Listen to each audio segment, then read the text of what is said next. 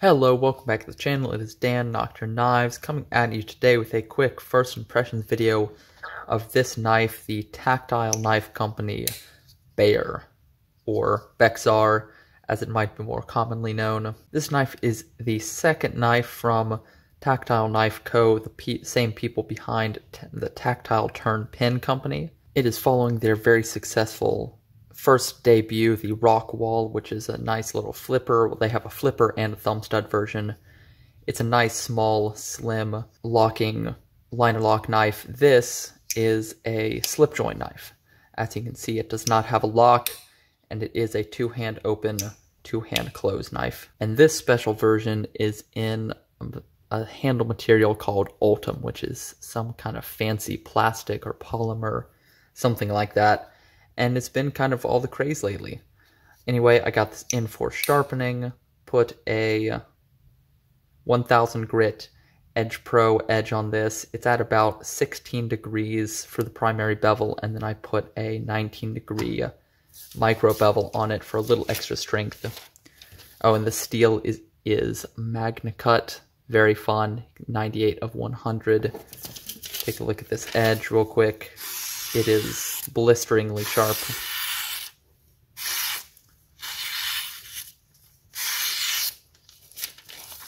Just so easily and effortlessly slicing this paper. It's ridiculous how sharp this is.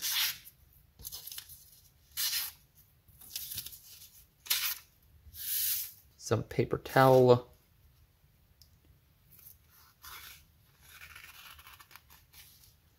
Going easily through that paper towel.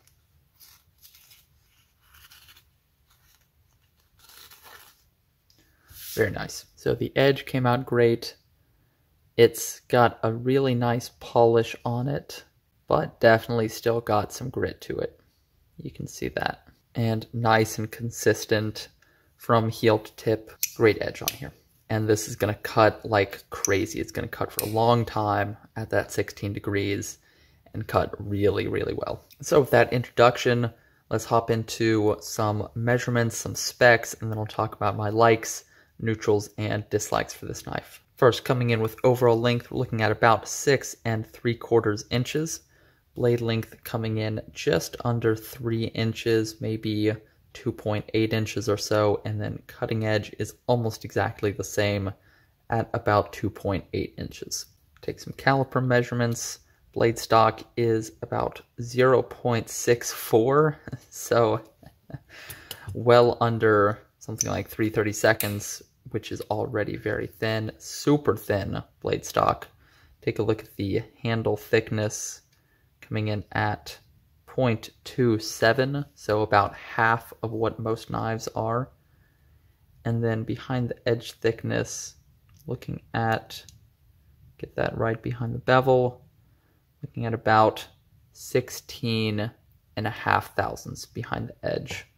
Take a look at that across part of the length of the blade. Up here in the belly section, looking at about 17.5, something like that. So coming in decently under 20 thousandths. So it's actually not like stupid thin behind the edge. It's not like 10 thousandths or something like that. But combined with the insanely thin blade stock and a nice low angle edge, this is going to slice better than probably 99% of the knives on the market currently. Yeah, definitely, it is insanely thin. I think you can see just how ridiculously thin it is. And the same in the blade stock department. So those are some size and measurements. If I remember, I'll post the weight up on screen somewhere if I can remember to do that. It is insanely light, especially in these Ultem scales. It feels like it weighs 1.5 ounces. I bet it does weigh about 1.5 ounces. It's stupid light. So with that said, let's move on to some likes, neutrals, and dislikes. Starting off with the likes, I like the aesthetics on this knife. I think it looks really cool. The whole shape of it is cool. I like this clip point. It's kind of bold, a little different. It's pretty well proportioned. I like it. And then it has just classic neutral straight lines. Otherwise, the spine and the handle, just a nice straight line here, some subtle contours on the bottom. It just looks good. It's a good looking knife. like the blade shape and everything. And then this Ultem looks really cool as a scale material. It's translucent quality, it's kind of golden color. I think it looks really nice. Second like is going to be this hardware. It looks really good, and then it's also really high quality. We'll take a look here. Pivot is T8. All of the hardware is T8. I don't think this is a knife you're really supposed to take apart, but I guess if you wanted to, you could. I was talking with one of the guys at the Tactile booth at Blade Show, and he was saying it's probably best not to take these apart because these pins here, these locating pins, are pretty fragile, and some people have been known to break them as they're trying to disassemble it. Anyway, you really shouldn't ever need to disassemble this. Flush it out with some water, drop a little drop of lube in there, and you should be just fine. But if the need should arise, the hardware is very high quality, and I expect that's true on the Rockwall as well, which is definitely more disassembly friendly. Third like is this texture on the handles. It's going to be a little harder to tell with this Ultem handle than it is on something like titanium, but it does have their classic tactile texture. Listen, you can hear that. The subtle ribbing, the little grooves on here. It feels really nice and provides some pretty meaningful traction actually without being rough at all. Third like is I love how thin this is and how light it is. It's going to be effortless to carry. Like really most slip joints are nice and thin, nice and light, although this one is even thinner and lighter I think than most other slip joints. Like they really went for it in the thinness and weight department. So it's going to be great to carry, super easy to drop into the bottom of a pocket. My next like for this is going to be the neutral ergonomics. So you can see on this handle, just very gentle curves here, kind of allows your hand to go really wherever and however it wants. And then it doesn't have any rough jimping to tear your hand up or anything like that. You get plenty of traction from the milling on this handle. So you have just nice neutral ergonomics. Feels solid in the saber grip. You know, it's so small and thin that it's not going to be like an amazing ergonomic experience, but it's so neutral, non-abrasive that you can really hold it however you want, and you have a good grip. Yep, super nice pinch grip here is super good. That's a great pinch grip. You can get out here towards the tip, get a lot of control, say you're opening a package, something like that. Yep, nice ergonomics, even for such a small, thin knife as this. And you can get, at least I can, all 4 fingers on the handle pretty easily with some space to spare. So definitely like that. Next like is going to be this sharpening choil. It's just a good sharpening choil. You can see where that plunge grind ends. It's well clear of the edge. You don't have any flare in the edge as it comes back to the heel very well, and it's spacious enough to get in there pretty easily. It could be, I guess, very slightly bigger, but really as it is, it's going to allow for a couple more sharpenings, maybe 3 or 4 more sharpenings before you'll have to worry about expanding that choil at all. Next like is going to be the action. The walk and talk on this is not bad. It doesn't quite have the snappiness of a really well-made traditional, say most GECs, but it's pretty good and the pull is decently strong. I'm pretty happy with that. It's better than something like the Benchmade Proper, which barely snaps into any position, and this has a half stop, which I like. You can see you close it, snaps to the stop, and then snaps closed. Pull it open, positive half stop, positive open, no play, no wiggle. It's not the strongest closing resistance I've ever come across, but it is decently strong, I would say, and the half stop is nice and positive. So as slip joints go, in terms of pull, it's probably about a 5, give or take. I haven't been around too many slip joints lately, so I'm a little out of experience, out of practice with that, but I think it's around a 5 is what I would give it. And on that note, next like is it's really easy to open. You have these 2 little grooves right here, which are kind of nail nicks, but they're really more to give you grip as you go to pinch it open. So you don't need to use your nail on this.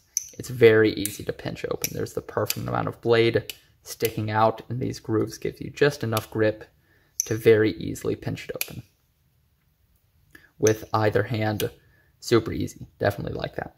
And then my last and biggest like is going to be how thin everything is. It's so wonderfully thin. The blade is beautifully thin, coming in at 0.6 something or other.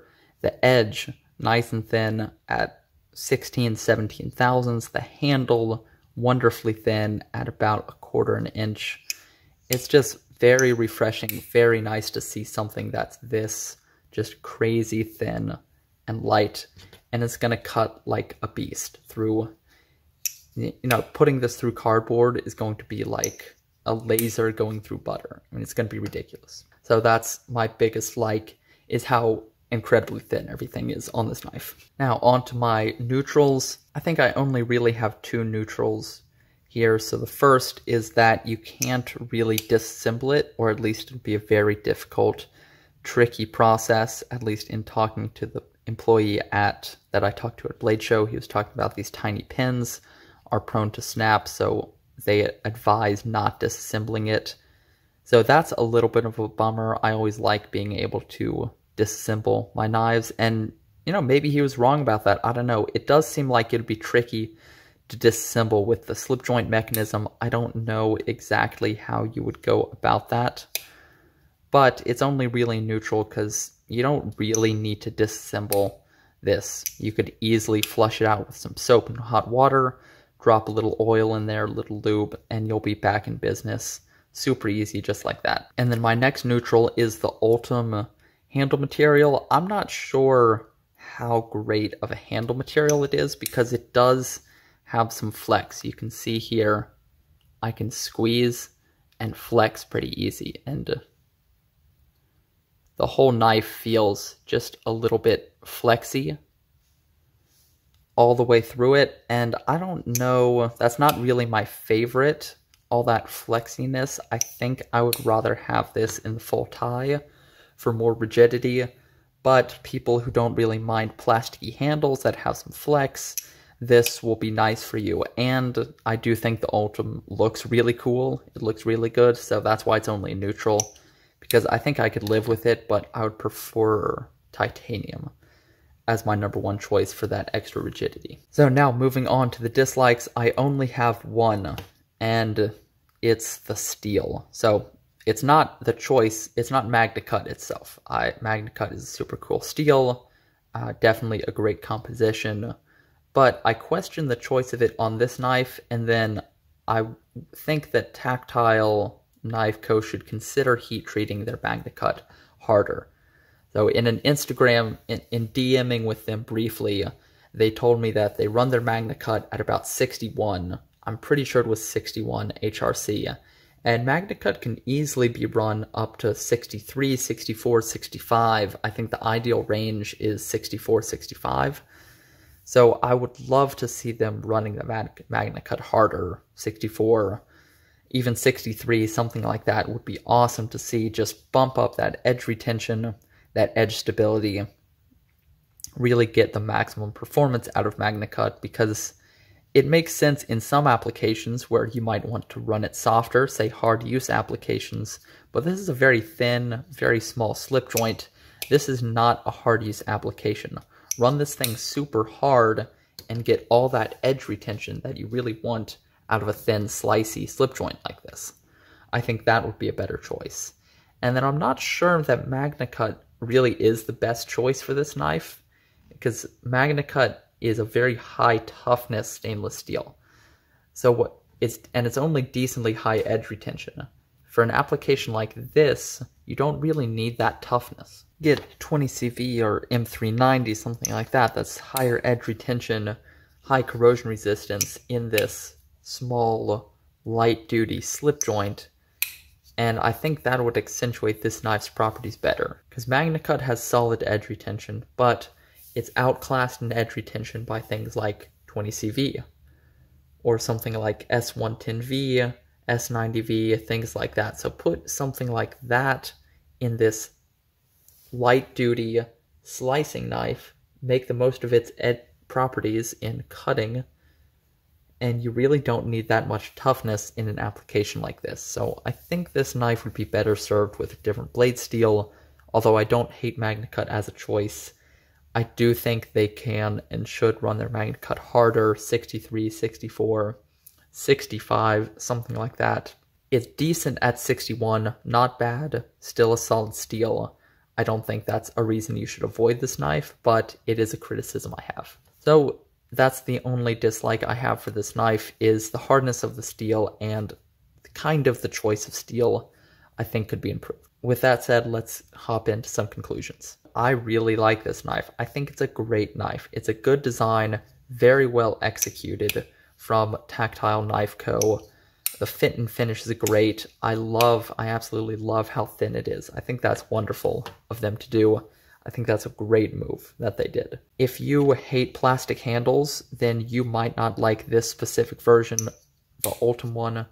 But in that case, just get the regular titanium version, which will be much stiffer and only a little bit heavier. And I think you'll have a knife that you love if you like a slip joint knife like this. My only real criticism is that I think they should run their MagnaCut harder, and I'm not sure MagnaCut is the optimal choice for this knife in particular, although really it's not a bad choice at all, and the hardness they're running this at is fine, it's heat treated fine. I don't think that's a reason to avoid this knife. I think it will still perform just fine for you, but it could be improved upon, and I would like to see that in the future. I'd like to see them running their steel harder. That'd be cool to see. And it's nice to see all this good design, good manufacturing, thinness from a new up-and-coming US-based knife company, Tactile Knife Co.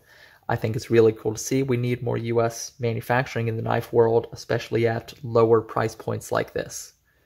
And not that this is a low price point, not that it's a budget knife, but it's not the 400 to 500 that you see things like Hinderer, Chris Reeve, or McNeese coming in. So it's cool to see this slightly lower price point. And Tactile Knife Co., they're doing cool things with the Rockwell, with the Bear, and some of their other knives, or projects, I should say. They have some future knives coming up that look definitely interesting, some exclusives, stuff like that. Definitely excited to see it. And I think that's everything I have to say about this knife. If you have any comments about this knife, you have one, you've been looking at getting one, you like it, you don't like it, I would love to hear your thoughts in a comment down below. While you're down there, don't forget to hit that like button. That subscribe button would definitely help me out. I would definitely appreciate it. And with all that said, thank you very much for watching. I hope you enjoyed the video, and I will catch you on the next one.